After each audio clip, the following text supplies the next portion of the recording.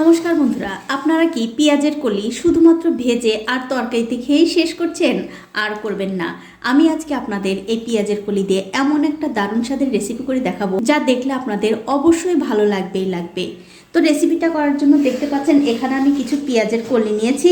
এখন এই পেঁয়াজের কলিগুলো কেটে ধুয়ে আপনাদের পরিষ্কার করে দেখাচ্ছি। দেখুন, পেঁয়াজ কলিগুলো কিন্তু আমি কেটে ধুয়ে পরিষ্কার করে নিয়েছি। এখন একটা কড়াইতে দিয়ে দিচ্ছি সর্ষের তেল। কিছুক্ষণ পর যখন দেখবেন তেলটা ভালো করে গরম হয়ে গেছে, তখন এর মধ্যে দিয়ে দিচ্ছি দুটো শুকনো লঙ্কা, কিছু রসুন আর দিয়ে দেবো কটা কাঁচা লঙ্কা। এবারে সব কিছু একটু ভালো করে ভেজে নিতে হবে। দেখুন, সব কিছু কিন্তু ভালো করে ভেজে নেওয়া হয়ে গেছে। এখন আমি এর মধ্যে দিয়ে দিচ্ছি আগে থেকে কেটে রাখা সেই পেঁয়াজের কলি,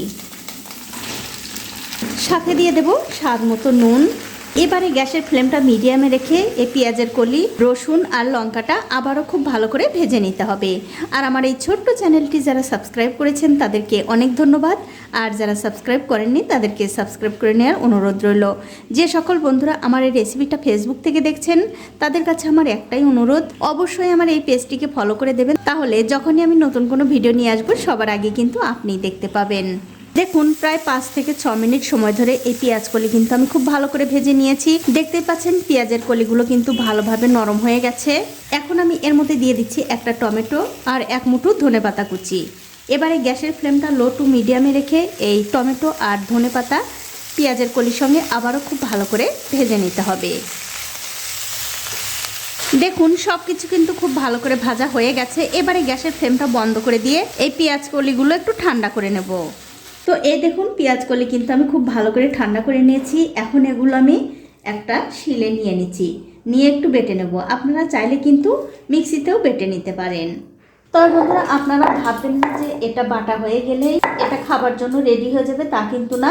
আপনারা আর একটুখানি সময় ধৈর্য ধরে দেখতে থাকুন, তাহলেই বুঝতে পারবেন যে কি করতে হবে।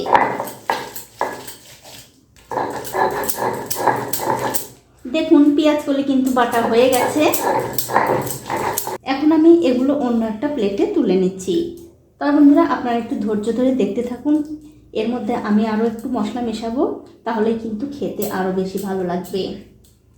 এখন একটা কড়াইতে দিয়ে দিচ্ছি সামান্য একটু সর্ষের তেল। কিছুক্ষণ পর যখন দেখবেন তেলটা একটু গরম হয়ে গেছে, তখন এর মধ্যে দিতে হবে অল্প একটু কালো জিরা আর দিয়ে দেবো একটু সর্ষে। এবারে সর্ষে আর কালো জিরা এই তেলের সঙ্গে একটু ভালো করে ভেজে নিয়ে এর মধ্যে দিয়ে দিতে হবে সেই পেঁয়াজ কলি বাটা।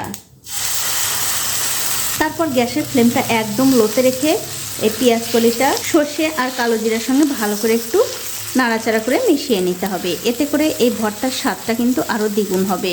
আর এরকম করে ভর্তা বানিয়ে কিন্তু আপনারা রুটি, গরম ভাত সব কিছুর সঙ্গে খেতে পারবেন। খেতে কিন্তু ভীষণ ভালো হয়। একদিন হলেও বানিয়ে খেয়ে আমাকে কমেন্ট করে জানাতে ভুলবেন না আপনাদের কেমন লাগলো। দেখুন, 2 মিনিট সময় ধরে এই ভর্তাটা কিন্তু আমি সব কিছুর সঙ্গে খুব ভালো করে মিশিয়ে নিয়েছি। এই ভর্তাটা কিন্তু খাবার জন্য একদম রেডি হয়ে গেছে। এখন আমি গ্যাসের ফ্লেমটা বন্ধ করে দিয়ে এই ভর্তাটা তুলে নিচ্ছি। তো বন্ধুরা, আমার আজকের এই পেঁয়াজ কলির ভর্তাটা আপনাদের কেমন লেগেছে? যদি ভালো লেগেই থাকে অবশ্যই একটা লাইক, কমেন্ট আর শেয়ার করতে ভুলবেন না। আজ এই পর্যন্তই, দেখা হবে অন্য কোনো নতুন ভিডিও নিয়ে।